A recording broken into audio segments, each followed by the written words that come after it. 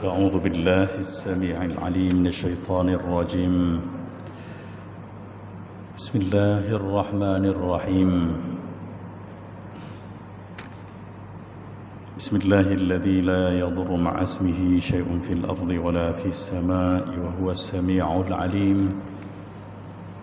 أحييكم بتحية مباركة.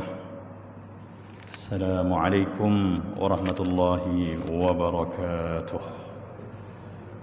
الحمد لله رب العالمين، وبه نستعين في أمور الدنيا والدين، وهو الذي قص علينا قصص الحق عن الأنبياء والمرسلين وجعلها لنا هدى وموعظة وذكرى للمؤمنين، والصلاة والسلام على أشرف الأنبياء وخاتم المرسلين وشفيع المذنبين التائبين ورحمة للعالمين، وعلى آله وأصحابه أجمعين وإطراته طاهرين، صلاة وسلاما دائمين متلازمين إلى يوم الدين.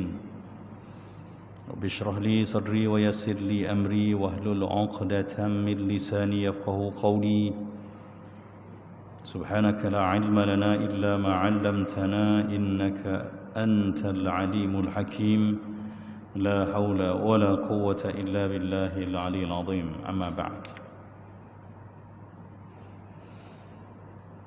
Yang dimuliakan, yang dikasihi Tuan Imam, Tuan Bilal yang menyempurnakan solat jemaah fardu subuh kita sebentar tadi, fungsi dan barisan warga jawatan kuasa Qaryah Masjid At-Taqwa, Taman Tun Dr. Ismail, Tuan-tuan haji, puan-puan hajah, ibu-ibu dan ayah-ayah, sidang jemaah, hadirin mukminin, hadirat mukminat, hamba-hamba Allah yang dirahmati dan dikasihi dengan iman. Alhamdulillah, puji dan puja setinggi-tinggi kesyukuran kita panjatkan kepada Allah Subhanahu wa taala yang masih memberikan kita limpahan kurnia dan kekuatan untuk melazimi watak-watak kehambaan sesuai dengan tujuan matlamat utama kehadiran kita ke bumi Allah Subhanahu wa taala ini sebagai hamba-Nya. Maka susulah segala ketaatan kita dengan ucapan la haula wala quwwata illa billah, agar tidak ada kita dalam setiap amalan kita.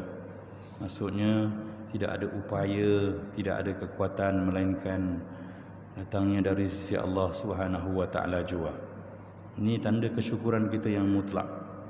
Ya, betapa kita tahu kita ni dipilih oleh Allah Subhanahu wa taala untuk melazimi ketaatan, ya, ibadah dan kebaikan, dan moga-moga kesedaran itu akan menambah rahmat Allah Subhanahu wa taala dan menjadikan kita dapat beristiqamah dengan limpahan rahmat ini.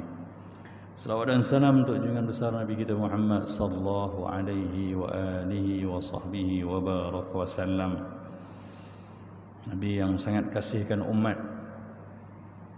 Teringat kita bila membayangkan bagaimana dalam peristiwa Isra' dan Mi'raj yang baru kita raikan, bagaimana mungkin ya Rasulullah mampu berulang-alik sampai 9 kali untuk memastikan solat yang 50 tu jadi 5 waktu. Ya, kalau kita renung yang ini pun sudah dapat satu kekuatan bagaimana tak wajar bagi seorang umat untuk memperlekehkan usaha baginda Nabi sallallahu alaihi wasallam. Ya. Seorang yang mampu merayu sampai 9 kali ini, dia ada satu benda yang besar dalam diri dia. Kalau merujuk kepada kepentingan diri sendiri, mungkin kerana keperluan benda itu yang sangat mendesak. Ya. Tapi ternyata solat bukan yang 50 kali itu langsung tidak akan menjadi beban pada baginda Nabi sallallahu alaihi wasallam. Sebab baginda pun dah biasa, ya, yatakhalla, bersunyi-sunyi dan beribadah dalam tempoh masa yang lama, bangun malam. Ya, antara ya, wahyu-wahyu awal kan Rasulullah dikejutkan, ya ayyuhal muddathir, ya ayyuhal muzammil. Itu ya, wahyu-wahyu di Makkah.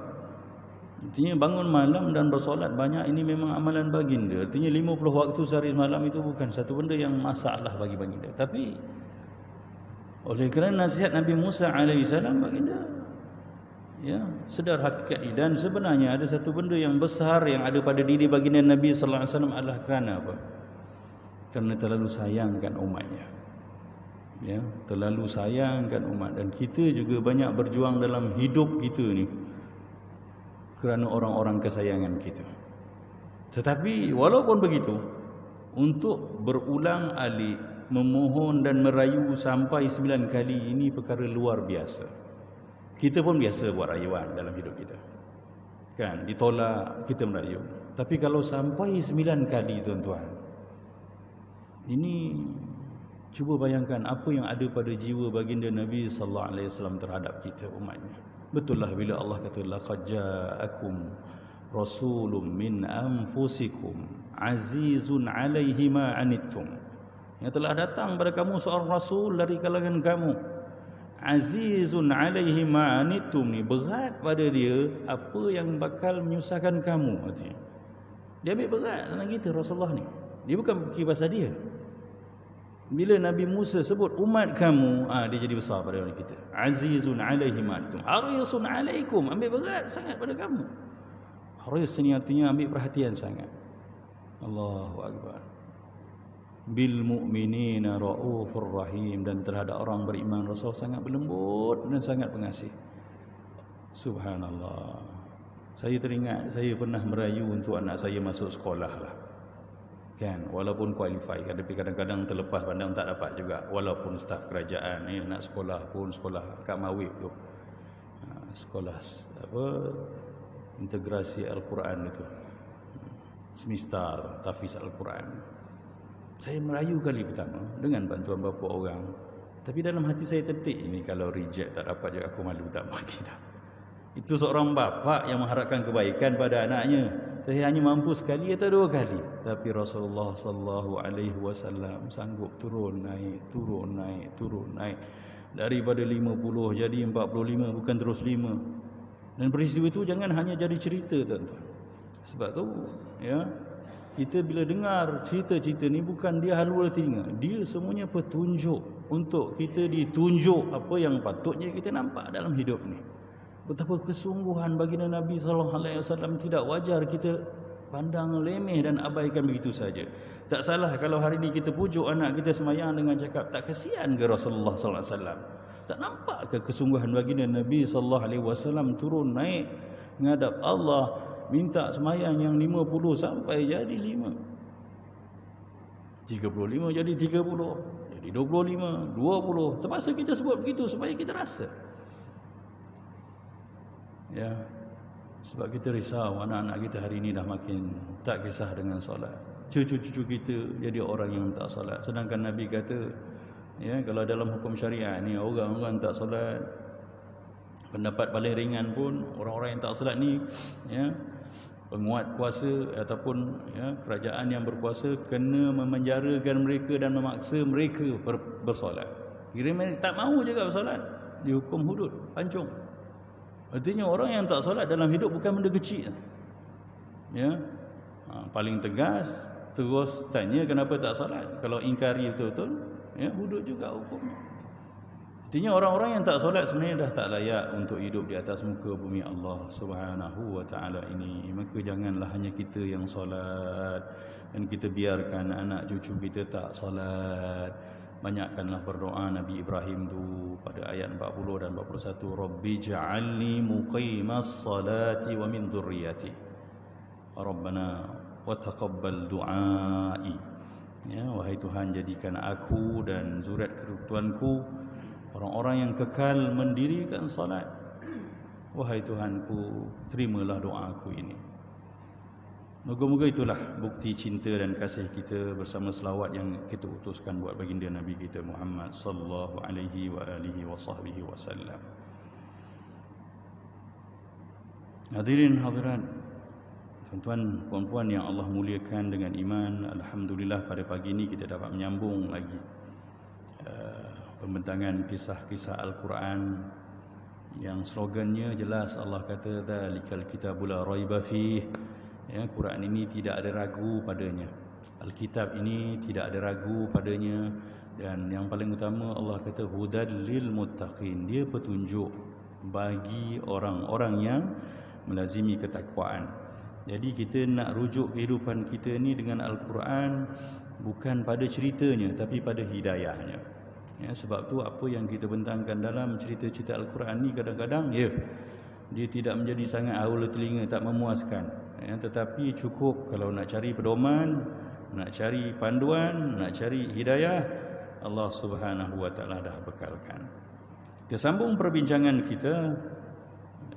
Pada pertemuan yang lalu saya rekodkan bahawa Allah jelaskan bahawa iblis daripada kalangan jin dan dia merupakan makhluk yang engkar kerana dia ada nafsu dan dia bukan dari kalangan malaikat. Ya. Bila Allah kata illa iblis, ya, semua malaikat sujud kecuali iblis. Aba wastakbara, dia enggan dan dia angkuh, membesarkan diri. Wa kana minal kafirin, dan dia termasuk dari kalangan orang-orang yang ingkar. Dan kita tahu kalimah ingkar ni tidak ada pada jenis makhluk malaikat. La ya'sunallaha ma amarahum. Ya, mereka adalah makhluk yang tidak langsung ingkar, derhaka pada Allah Subhanahu wa taala terhadap apa sahaja yang diperintahkan. Wa yaf'aluna ma yu'marun, dan sentiasa berbuat apa yang diperintahkan kepada mereka. Jadi begitulah. Kita pun dah huraikan hari itu, ya, kalimah iblis dan syaitan. Ya, kalimah iblis ni adalah nama bagi seekor jin itu. Ya, jadi bila Allah sebut fasajadu illa iblis, itu nama sebenar dia. Dan kemudian bila Allah sebut pula syaitan, ya, pada ayat seterusnya, ayat 36, ya, surah Al-Baqarah, Allah gunakan kalimah syaitan. Fa'azallahuma syaitanu anha, maka keduanya iaitu Adam dan Hawa digelincirkan, ya, daripada syurga itu. Ya, fa akhrajahuma, maka telah mengeluarkan dia akan keduanya mimma kana fi, daripada apa yang mereka telah berada padanya. Artinya kalau kita tengok pada ayat ni ada dua kalimah yang berbeza, sedangkan wataknya ataupun orangnya, rujukan individu adalah sama. Ketika mana Allah nyatakan iblis tak sujud pada Nabi Adam, ya, Allah gunakan kalimah iblis. Ya, bila Allah perintahkan semua malaikat sujud tapi iblis tak sujud. Tapi bila mana dia menghasut dan berjaya mengeluarkan Adam dan Hawa daripada syurga, Allah guna kalimah syaitan. Allah tak kata fa'azallahuma iblisu anha, Allah kata fa'azallahuma syaitanu anha. Sedangkan kita tahu makhluk tu makhluk yang sama. Kat sini kita, ya, cerita begini, kita huraikan di sudut bahasa bahawa, ya, iblis itu memang kata dasarnya isim ajami ataupun nama yang tidak ada tasrif, tak ada perubahan. Memang itulah nama seketul dia, iblis. Bukan kalimah Arab yang boleh dia ada rujukan kata asalnya, tak ada. Tapi bila sebut syaitan, dia sebenarnya bukan nama dia, dia adalah sifat dia. Ya, kita kena tahu, ya, ataupun gelaran dia. Sebab kalimah syaitan ini merujuk kepada dua, ya, kalimah. Yang pertama syatuna. Syatuna ini maksudnya jauh, ba'uda, al-ibti'ad, menjauh. Jadi, ya, kalimah syaitan itu maksudnya benda yang menjauh. Dan kalau dirujuk pada apa yang selalu digunakan, dia menjauh daripada kebaikan, kebenaran, ya, perkara-perkara yang bermanfaat. Itulah dia syaitan. Ya. Dan satu lagi kalimah syaitan dirujuk daripada kalimah syata. Ya, syata ni maksudnya adalah panas, ihtarak dan membakar. Itu pun berkait juga dengan hakikat syaitan. Itu benda yang selalu panas je dan memanaskan sehingga boleh membakar. Begitulah ya. Jadi dan iblis itu disifatkan sebagai syaitan sebab apa? Kerana dua sifat itu. Yang pertama kerana apa? Dia itu bersifat suka menjauhkan diri daripada kebaikan sehingga nak sujud pada Nabi Adam bukan susah pun, tapi kerana degil, ingkarnya dia, maka akhirnya dia terpaksa menjauh daripada kebaikan dan kebenaran serta rahmat Tuhan. Yang keduanya, memang dia pun panas. Dan bila hatinya panas, jiwanya bergelojak dan akhirnya dia tak dapat mentaati perintah Allah. Dan tak cukup dengan itu, biasanya orang panas dia resah. Bila resah dia akan ganggu orang lain. Dia tak akan puas hati, hidupnya hanya fikir macam mana nak menjahanamkan orang lain. Sebab tu kita selalu mengungkapkan kata-kata pelik sebenarnya. Kita ni anak cucu Adam sebenarnya. Kita lahir daripada Adam yang sangat lembut jiwanya.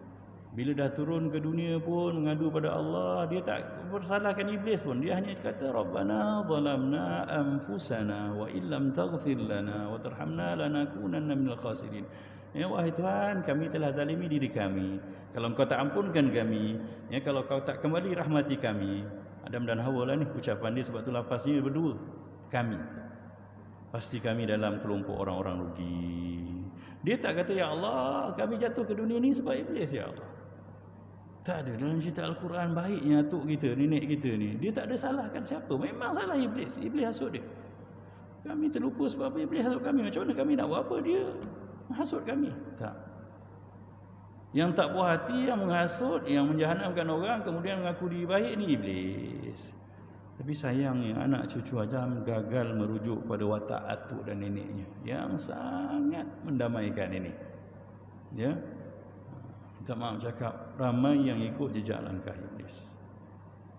Jadi kalau dirujuk pada dua kalimah ini, iblis dan syaitan, iblis ini adalah nama sebenar seekor jin, dan syaitan pula adalah gelaran kepada iblis ini. Kira apa? Sebab dia dah melakonkan watak syaitan. Apa maksud saya melakonkan watak syaitan? Itu dah mula panas. Ketika dia tak sujud itu, dia belum melakonkan watak syaitan lagi. Dia hanya iblis yang degil. Tapi bila mana dia dah mula menghasut, sebab ada dalam tafsir At-Tabari, saya pernah dulu mengajar tafsir At-Tabari, ketika membahaskan a'udzubillahi minasyaitonirrajim, kalimah itu dibahaskan oleh Imam Ibnu Jarir At-Tabari begitu panjang. Dan dia kata iblis, syaitan ini kalimah yang merangkumi semua makhluk. Termasuk binatang pun boleh jadi syaitan, jin pun boleh jadi syaitan, manusia pun boleh jadi syaitan.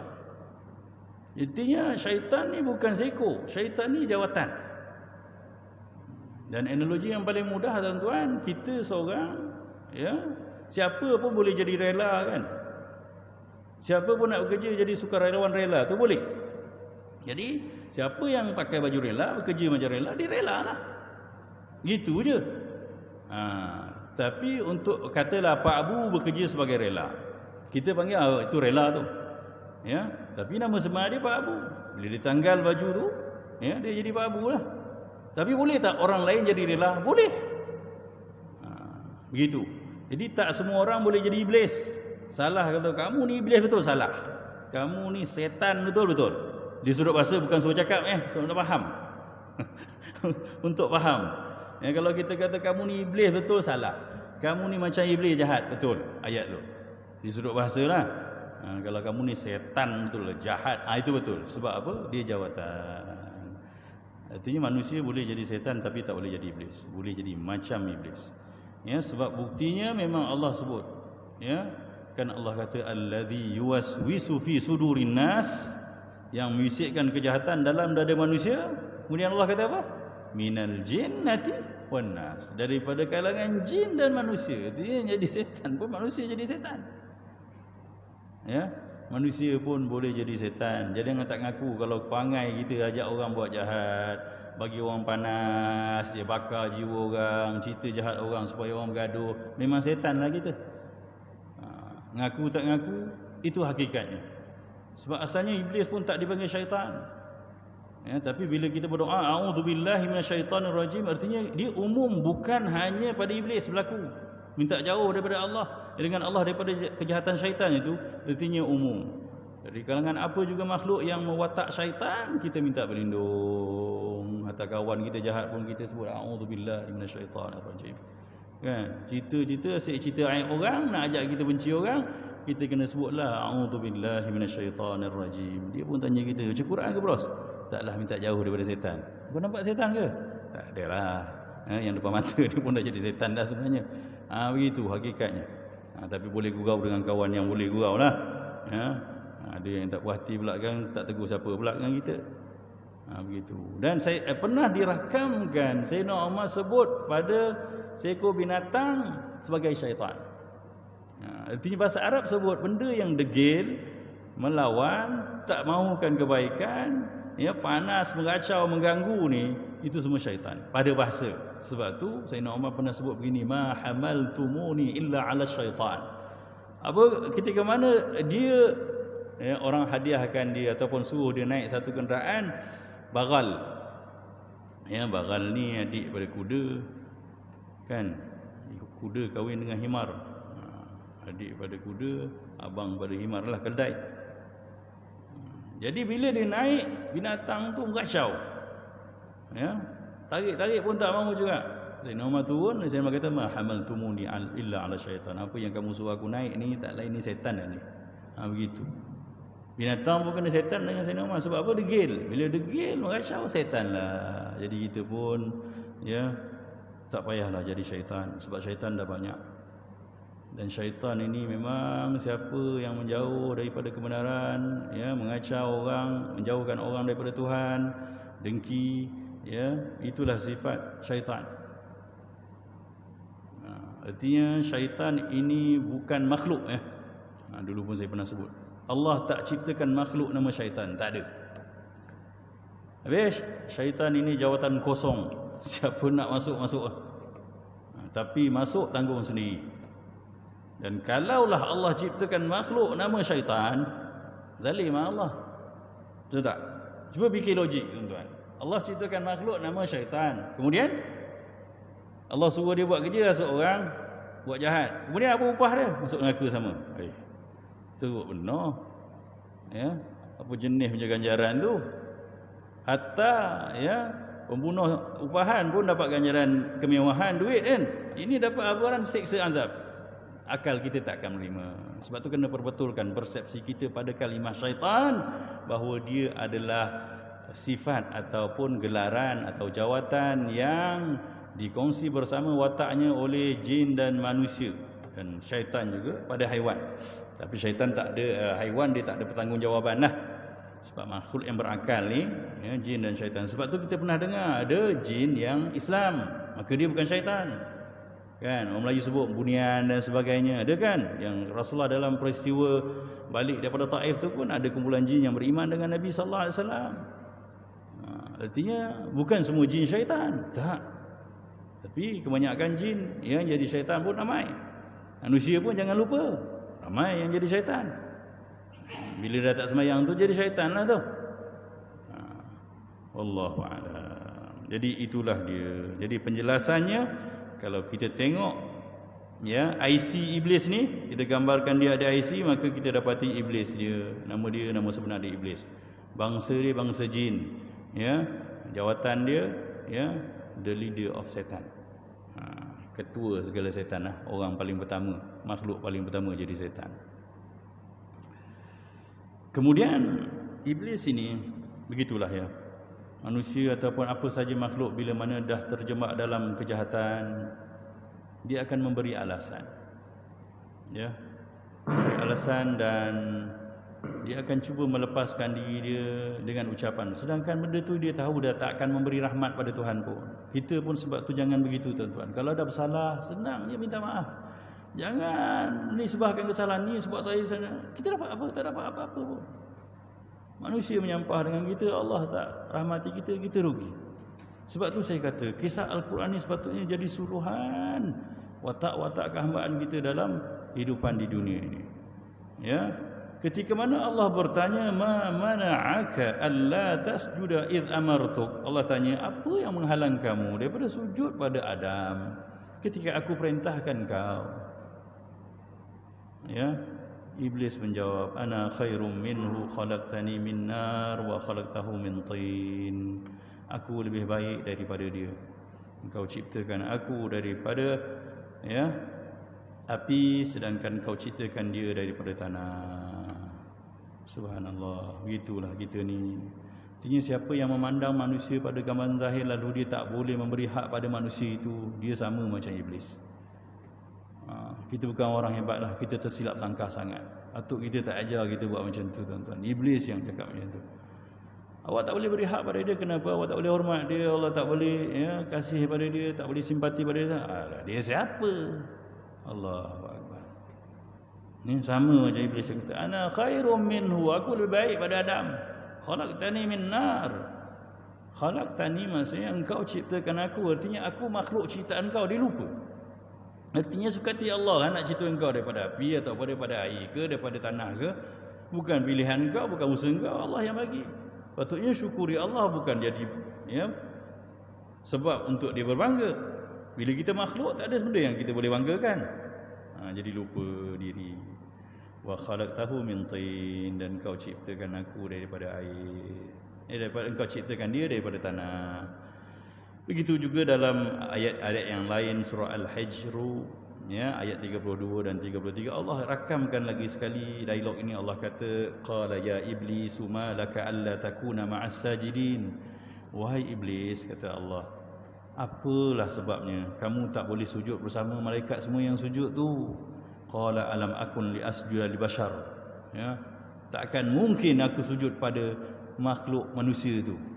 Ni lagi degil ayat dia. Khalaqtahu min salsalin min hama'in masnun. Allah, ini ayat penghinaan, tuan-tuan.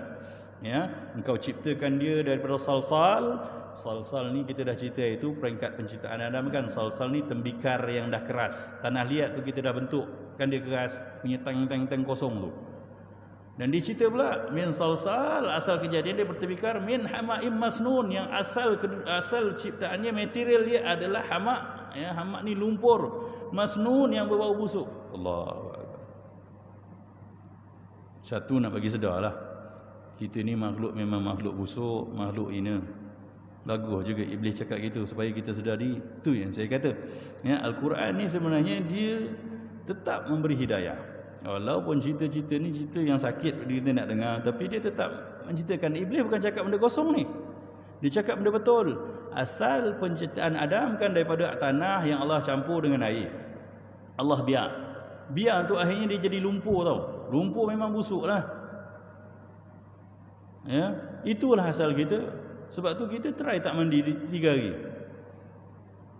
Tak larat kita tak 3 hari, sehari tak mandi pun kan. Kita tak larat. Gitulah kita. Pertama kita kena sedar bahawa kita ni hina. Jadi tak payahlah beranggi sangat.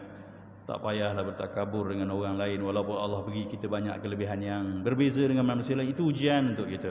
Tapi realitinya kita makhluk yang sama material asal kejadiannya. Lumpur, busuk, kata iblis. Tak ada aku sujud je, kata. Jadi bahasa kita, takkan aku sujudlah pada makhluk manusia tu. Takkan kau tak ingat Allah, engkau ciptakan dia daripada lumpur busuk. Lepas tu jadi tembikar kosong tu. Aku nak sujud apa? Subhanallah. Itu Al-Hijr ayat 32, 33. Sekali lagi Allah rakamkan pada surah Sad ayat 75 dan 76. Qala ya iblis ma mana'aka an tasjuda lima khalaqtu biyadi. Ni lagi touching. Allah kata, wahai iblis, kata Allah, apa yang menghalang kamu daripada sujud kepada makhluk yang aku ciptakan dengan tangan aku sendiri? Artinya Allah nak cerita Allah sayang makhluk ni. Ni aku buat sendiri ni. Kenapa kau tak nak hormat pada perintah aku? Astakbarta am kunta minal adin. Adakah kamu ni membesarkan diri atau kamu dari kalangan orang yang meninggi diri? Ali ni tinggi Istakbarta daripada kabir lah. Kamu nak besarkan diri atau nak meninggi diri? Dia jawab benda yang sama. Qala ana khairum minhu. Iblis kata, aku lebih baik daripada dia, ya Allah. Ya, khalaqtani min nar. Kau ciptakan aku daripada api. Wa khalaqtahu min tin. Dan engkau ciptakan dia daripada tanah. Subhanallah. Jadi inilah asas kebinasaan makhluk Allah Subhanahu wa taala, tak kira daripada jenis mana pun, ya, adalah ya takabur dan meninggi diri. Siapa pun kita bila ada secebis meninggi diri, membesarkan diri, sedangkan kita tercipta daripada ya bentuk yang kerdil dan kecil, hina dan jela, maka hodoh sangat. Orang tak lawa mengaku lawa, kan hodoh. Orang pangkat kecil tapi belagak cakap besar, kan menyampah. Itulah realiti yang berlaku pada kita. Kita ni busuk, kita ni kecil, rapuh. Ya.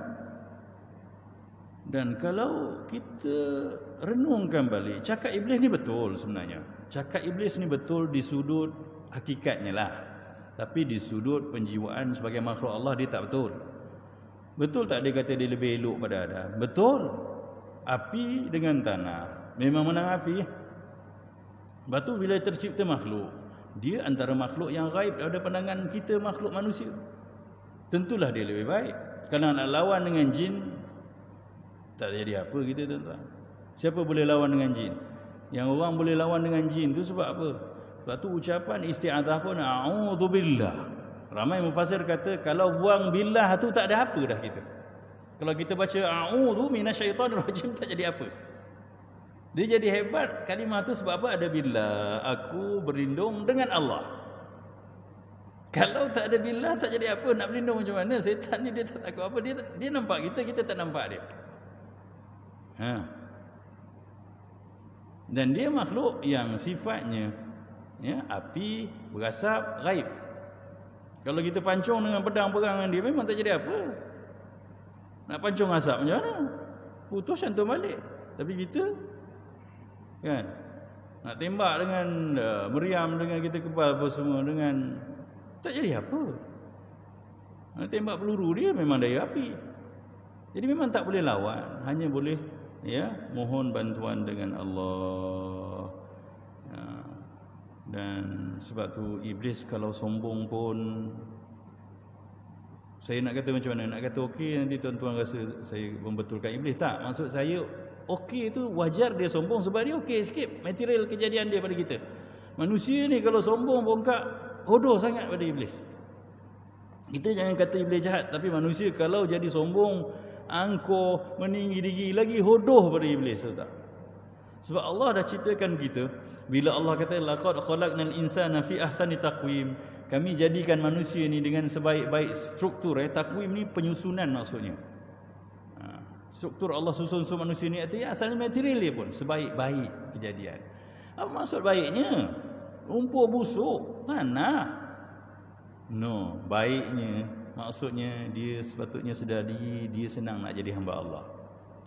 Sebaik-baik penciptaan yang berlaku pada manusia ni sebab apa? Dia sesuai untuk jadi hamba Allah. Iblis teruji tuan-tuan. Dia senior. Dia lebih handsome. Dia lebih berkuasa. Dia lebih baik asal material penciptaannya. Tapi kena tunduk hormat pada makhluk yang lebih lekeh. Allahu Akbar. Kita anak Tan Sri pergi sekolah kat mana-mana English College dululah. Tiba-tiba ada anak orang asli sekolah kat situ, guru besar panggil tak, awak tunduk hormat pada dia. Agak kita boleh buat tak? Kita tengok bawah je dengan pengetua kita kata, agak-agak lah cikgu. Ya, ni budak mana? Takkan saya nak hormat pada dia? Dah lah form 1, saya form 5. Ketua murid pula tu. Macam tu lah gambaran cabaran pada iblis. Saya bukan nak sokong iblis. Buat apa saya nak sokong iblis? Tapi nak menggambarkan cabaran yang ada pada iblis tu. Bukan nak kasihan pada dia, dia lupa daratan tu. Tapi nak ceritanya betapa kalaulah dia yang begitu diuji, dia tewas. Sepatutnya kita bila mana sedar diri kita, kita tak ada alasan untuk sombong dan angkuh. Sebab kita tak ada benda yang cantik pada kita yang hebat. Sebab tu Allah kata, ya, sebaik-baik kejadian ni Allah kata manusia. Sebab apa? Dia seimbang, dia balance untuk jadi hamba Allah. Kan? Kita jatuh luka. Kan luka melecet kaki, Allah sakit, Allah. Senang ya Allah. Iblis bila dia nak luka? Kena petir tu lah. Kalau dia ngelak pun tak kena kat kita, hancur badan kita gentung. Dia kena langgar lori, dia jadi apa iblis? Lori tu yang terbalik, kita langgar lori, hancur lah badan kita. Jadi sebab itulah ya, dia jadi bahan tafakur. Patutnya kita ni bersyukur sangat jadi manusia ya, dan senanglah kembali pada Allah bila mana Allah takdirkan kita ni dengan apa-apa kepayahan, musibah, kemalangan, kesakitan ya, agar kita boleh sebut inna lillah, aku ni milik Allah, aku lupa, wa inna ilaihi raji'un, dan kepadanya aku akan balik menghadap ya, kena jawab apa yang aku buat kat dunia ni. Begitulah ya, jadi jangan pernah cakap saya lebih baik pada dia ya, jangan ucap ayat itu, ana khairum minhu, ni ucapan iblis. Baik tak baik kita di sisi Allah Subhanahu wa taala dengan watak kehambaan, bukan dengan kelebihan fizikal material, bukan. Saya handsome pada dia, tak ada benda dah, tak ada nilai apa pun. Saya kaya pada dia, saya berjawatan tinggi pada dia, saya gelaran saya lebih tinggi pada dia, tak ada. Ya. Subhanallah. Petik sikit lagi step seterusnya, bahawa Imam Muslim meriwayatkan bahawa iblis pernah menyesal bila mana melihat orang-orang beriman ini, anak-anak cucu Adam jadi orang soleh, orang beriman. Ya. Apatah lagi yang rajin beribadah sujud. Setiap kali dia tengok anak cucu Adam sujud pada Allah, dia akan nangis, dia akan sedih, dia akan kacau. Sebab tu perasan tak, time semayang lah kita ingat macam-macam. Itulah usaha dia pun. Belum semayang tak ingat, bila semayang Allahu Akbar je tu ingat kunci letak mana tadi. Mula meraba kan. Allahu Akbar, tadi aku dah padam lo Swiss ya, aku masak nasi tadi. Itu memang dia punya kerja.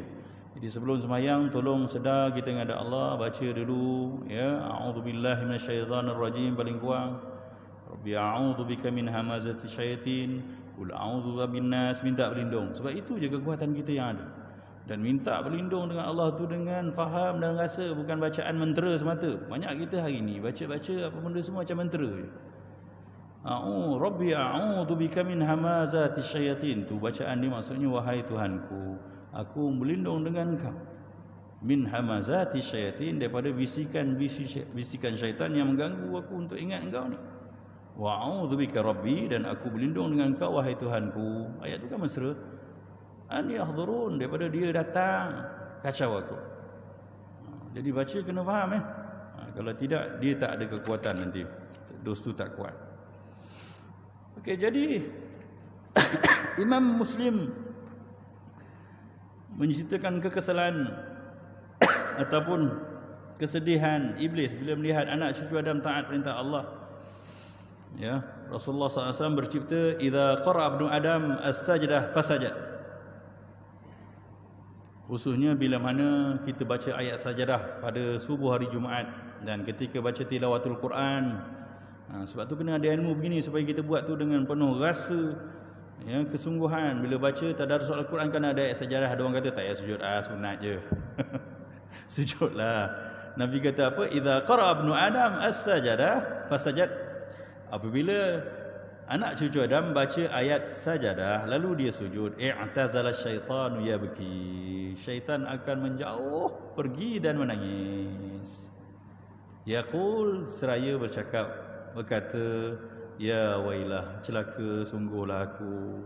Umir ibnu Adam bisujud fasajad. Anak cucu Adam disuruh untuk sujud, dia sujud. Ini kan ayat-ayat sujud. Sajadah tu ayat-ayat perintah sujud, dia sujud. Wa umirtu bisujud, dan aku juga pernah diperintahkan untuk sujud.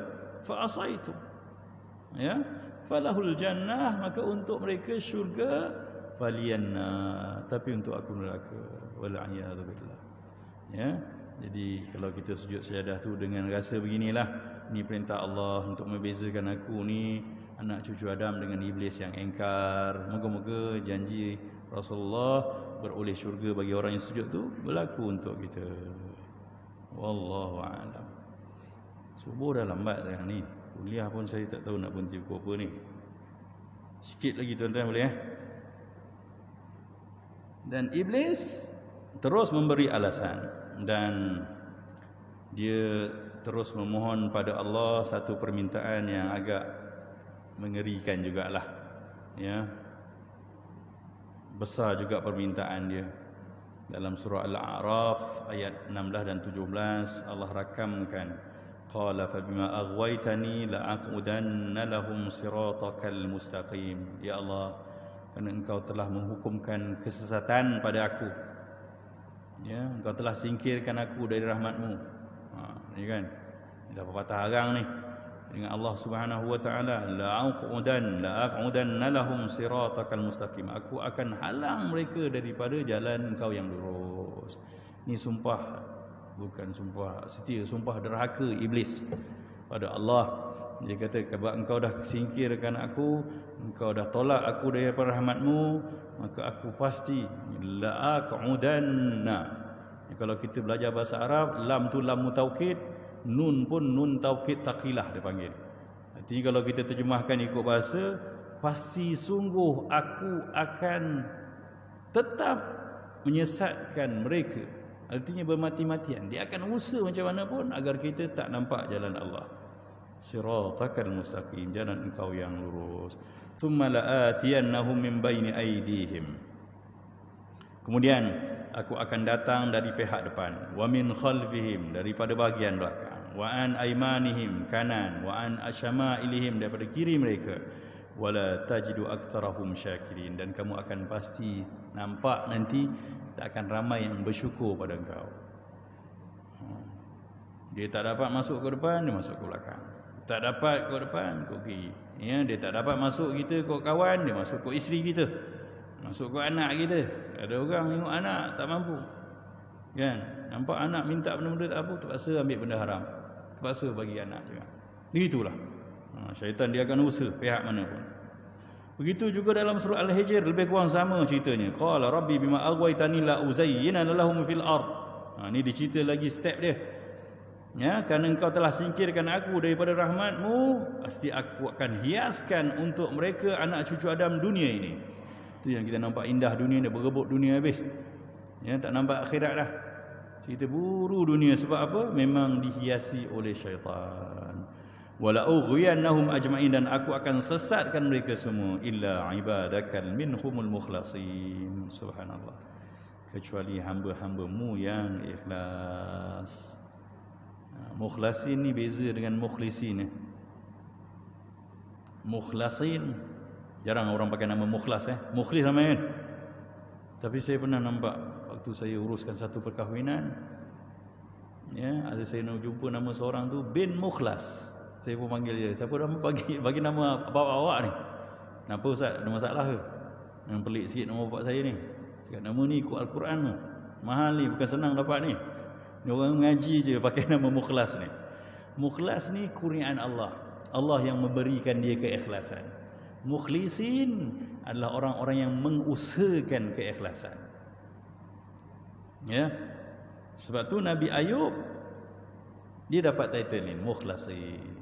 Innahu min ibadikal mukhlasin. Sesungguhnya Nabi Yusuf tu dia selamat kan daripada fitnah. Nanti kita masuk cerita Nabi Yusuf lah, entah bila tak tahulah. Ya. Antara ayat yang Allah nyatakan sebab apa Nabi Yusuf selamat walaupun fitnah tu sangat payah, ialah ya, isteri menteri itu bukan orang-orang calang, ya, orang yang cantik, hartawan pula, tempatnya pula memang dah sangat comfort, selesa, tak ada siapa tengok. Tapi Nabi Yusuf boleh selamat macam mana? Sedangkan dia anak muda yang ialah dalam usia yang sebegitu remaja, memang nafsu syahwat memang tengah ya bergejolak, tapi boleh selamat sebab Allah kata sebab innahu min ibadikas salih mukhlasin, ya, innahu min ibadinal mukhlasin, dia termasuk dari golongan hamba-hamba yang diberi keikhlasan. Dan kita juga ya, orang-orang yang sampai peringkat mukhlas ini, dia angkat takbir pada Allah, dia teringat ingat Allah. Tu ikhlas. Dia derma tu hati dia ingat Allah. Dia tak ada dah gangguan lain. Tentu sahaja nak dapat mukhlas, dia kena lalu mukhlis dulu. Ya. Sebab apa? Dalam sisi Allah tak bagi campak gitu je, tuan-tuan. Ya, kan ada hadis kursi yang Allah sebut tu, man taqarraba ilayya shibran taqarrabtu ilaihi ba'an. Siapa yang datang mendekat pada aku sejengkal, aku akan sambut dengan kadar sehasta. Kena datang dulu. Cuba dulu jadi ikhlas, nanti akhirnya Allah ringankan hati kita, buat apa ingat Allah? Tak ada. Itu mukhlasin. Dan sampai peringkat mukhlas, barulah selamat daripada tipu daya syaitan. Allahu Akbar. Pun begitu, dalam ayat 82 dan 83 surah Sad, Allah tukar kalimahnya daripada mukhlas jadi mukhlis. Artinya Allah bantu juga. Ya, qala fa bi izzatika la aghwiyannahum ajma'in. Demi Allah, ya, demi keagunganmu. Tengok, iblis walaupun derhaka dengan Allah, dia tahu, dia kenal Tuhan. Ya, dia kenal Allah. Demi keagungan wahai Tuhan, la ughwiyannahum ajma'in, aku akan sesatkan semua anak cucu Adam illa ibadaka minhumul mukhlisin. Ni mukhlisin pula, ya, kecuali dari kalangan hamba-hambamu yang mengusahakan keikhlasan. Kalau mukhlasin yang dianugerahkan keikhlasan, tentulah nak dapat anugerah orang-orang yang berusaha. Tak apalah, kita cuba berusaha dahulu, dan ada orang yang dah pun sampai peringkat mukhlas, ya, itu anugerah Allah Subhanahu wa taala. Jadi saya nak rujuk kalimah fa bi izzatika yang iblis sebut ni. Demi keagunganmu wahai Tuhan. Dia nak cakap benda jahat ni, tapi tetap dia kenal Allah. Itu yang ada perbahasan, ya. Ulama-ulama sebut bahawa iblis ini walaupun dia ingkar pada Allah, tapi dia hanya ingkar untuk tidak sujud pada makhluk ciptaan Tuhan, iaitu Adam. Manusia yang tak sembahyang lebih teruk pada iblis, sebab dia tak mau sujud pada Tuhan yang menciptakan Adam. Sebab tu jangan kutuk iblis teruk sangat kalau engkau pun tak sembahyang. Ya, kita cakap apalah iblis teruk lah, degil lah iblis ni. Habis awak tak sembahyang lagi teruk. Iblis masih kenal Tuhan lagi, tapi tetap gagal. Sebab apa? Tak taat perintah Allah. Sujud Adam, hormat pada Adam, ya, makhluk Allah, ujian untuk dia. Tapi habis kita yang tak sembahyang langsung ni, tak sujud pada Allah, Tuhan yang menciptakan, lebih teruk pada iblis sebenarnya. Allahu a'lam. Ya, moga-moga jadi pengingatan, ya, agar kita rasa malu dengan Allah Subhanahu wa taala yang mentakdirkan banyak kebaikan untuk kita sebagai manusia. Ya, berbanding cabaran-cabaran yang Allah kurniakan pada makhluk-makhluk lain. Jadi moga-moga kita kuat untuk melazimi watak hamba Allah dengan merujuk kepada watak atuk kita Nabi Adam AS dan ibunda kita, ya, Siti Hawa. Moga-moga kita dapat petunjuk dari Allah Subhanahu wa taala. Cukup sampai di sini hari ini. InsyaAllah kita sambung pada pertemuan akan datang, bercerita tentang senjata-senjata iblis yang dia peruntukkan untuk menyesatkan anak cucu Adam. Wabihi wallahu alam. Maaf. Assalamualaikum warahmatullahi wabarakatuh.